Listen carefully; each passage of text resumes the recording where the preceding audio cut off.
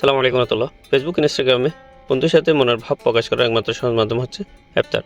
তো অ্যাভতারটা কীভাবে তৈরি করতে হয় অনেকে জানে না। আজকে আমি দেখাবো কীভাবে এই অ্যাভতার তৈরি করে বন্ধুদের সাথে মনের ভাব প্রকাশ করবেন। ভিডিওটি না টেনে দেখতে থাকুন, আর ভালো লাগলে আমার চ্যানেলটি সাবস্ক্রাইব করে লাইক এবং শেয়ার করুন।